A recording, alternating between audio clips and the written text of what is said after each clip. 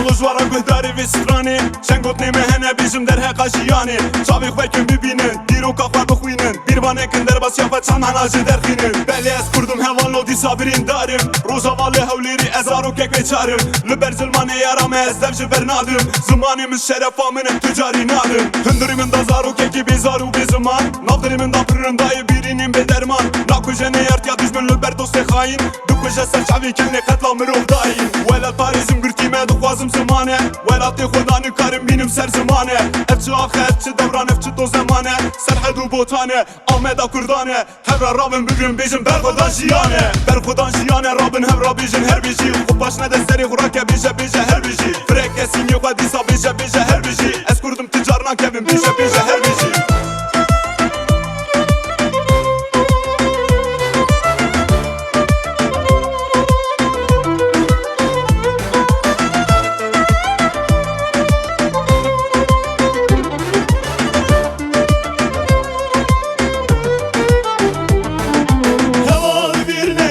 زمانی خواب آخره اوی کامچی رو که میروف تجار جتر نابه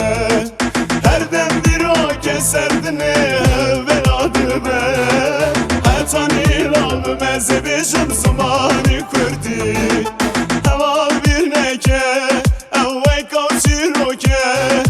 هر دم دیرو که بیراک و زمانی کردی هوا bir neke Çiroke her demdi roke Birak o zamanı kurdi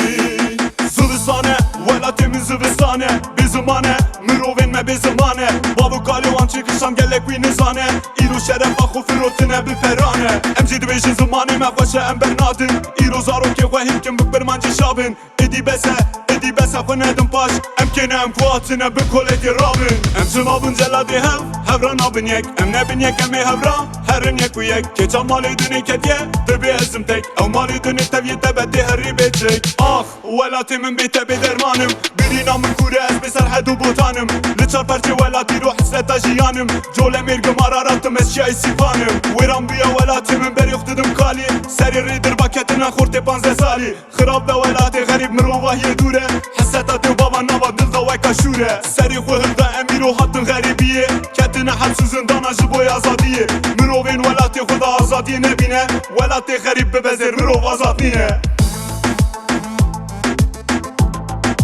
Mirov azad nîne Mirov azad nîne Mirov azad nîne